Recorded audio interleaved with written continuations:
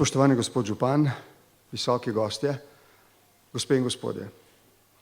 Najprej sprejmite vsi moje iskrene čestitke ob tako visokem jubileju z mojimi najboljšimi, najbolj iskrenimi željami za enako uspešno prihodnost tega čudovitega kraja.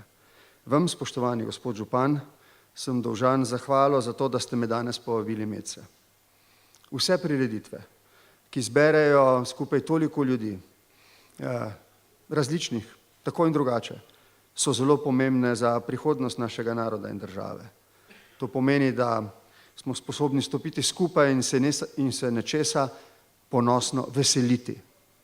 To je pomembno tako z vidika tradicije, kot z vidika naše prihodnosti. Dve besedi o tradiciji.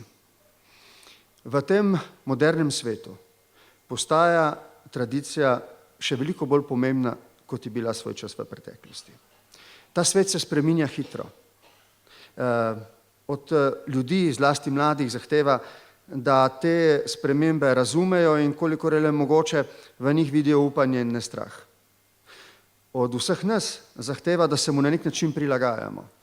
Ampak če želimo na nek način ostati zvesti svojemu izročilu, kar danes praznujemo s to čudovito prireditvijo, moramo to izročilo tudi negovati. Hočem reči, da je v tem modernem, spreminjajočem se svetu tradicija za našo identiteto zelo pomembna in smo jo dolžni negovati. To mislim, da je temu čudovitemu kraju tukaj to uspelo in sem vam hvaležen vam in vsem, ki ste pripomogli z številnimi slovesnostmi na predvečer te, da ste to čudovito izpeljali. Ko se že oziramo naprej, ob tem, ko ste se v zadnjih mesecih s številnimi prireditvami nazaj, moramo ugotoviti, da je poleg tega, da Slovenci ohranjamo ponos s tem, ko negujemo svojo tradicijo, enako pomembno, da za naše zanamce, za naše otroke, vnuke, za njihove otroke, ohranimo te kraje enako čudoviti, kot so danes. Da pazimo na našo deželo. Zelo je pomembno, kakšno jim bomo zapustili. Naši starši in stari starši, njihovi predniki so se trudili, da so nam zapustili čudovito deželo. Ne morejo se vsi narodi pohvaliti s tem, da imajo tako lepo deželo, kot jo imamo mi. Moramo vedeti, da nam je od Boga ali od usode dano, da jo imamo in da jo moramo čuvati. Prav tako moramo paziti na svoj jezik. Nismo velik narod, ampak imamo svoj čudoviti jezik in tukaj, v tem koncu, se je v šolah poučeval že pred 250 leti. Res, da ni bil ves ta čas samo slovenski jezik, da je bil pretežno celo nemški, vendar so kljub temu slovenski jezik govorili v šolah, v prvorazrednici, v drugorazrednici in kasneje naprej. Ohranjal se je. Danes je uradni jezik samostojne države. Slovenija ni velika država po obsegu ali po številu prebivalstva. Slovenski narod ni velik za svetovne razmere, ampak imamo svojo državo. Nič v naši preteklosti, morda z tega vidika za prihodnost, ni bilo tako prelomnega kot ustanovitev naše države. Prihodnje leto bomo praznovali 30. obletnico odločitve za lastno državo na plebiscitu in še pol leta kasneje ustanovitev te države, ki smo jo tudi obranili in to tako, da se med seboj kot narod nismo razklali, ampak smo bili enotni. To so velike stvari v naši preteklosti, ki nam znova dajejo ponos. Torej, ponos, tradicija, jezik, negovanje tega, da smo samostojni in samosvoji. To je zelo pomembno. Ohranitev te čudovite dežele.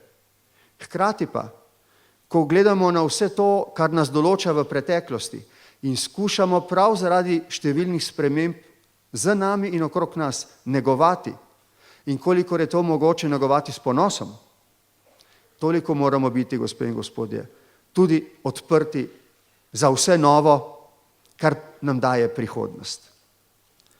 Ko pravim torej, da moramo storiti vse za to, da zelo pazimo na tradicijo, da se ji počutimo na nek način zavezani, tako s krajem, običaji, jezikom, z deželo okrog nas, tako hkrati tudi pravim, da moramo biti Slovenci odprtega duha.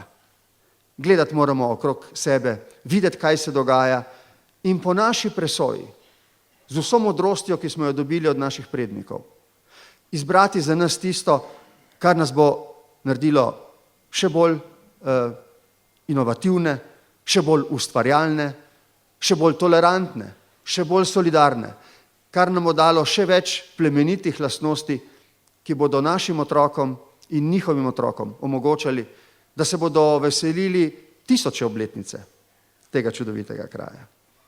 Nas takrat ne bo zraven, ampak kako zelo si vsi želimo, da bi se enkrat tukaj zbrali in da bi se ponosno spominjali tudi na našo generacijo.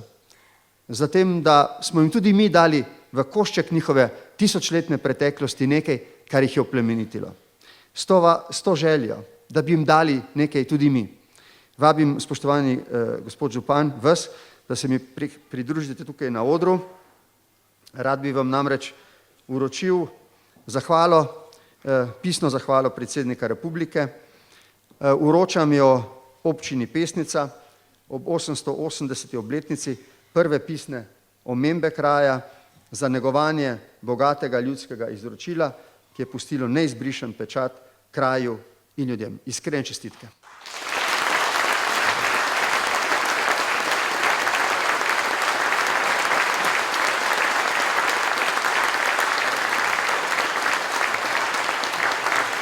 In je res ena čisto nova zadeva. Celotna delina, ki smo naredili naši organizatorji celotnih 880 let, krajani, krajevne skupnosti. Tako da te slike so bile od zadnje.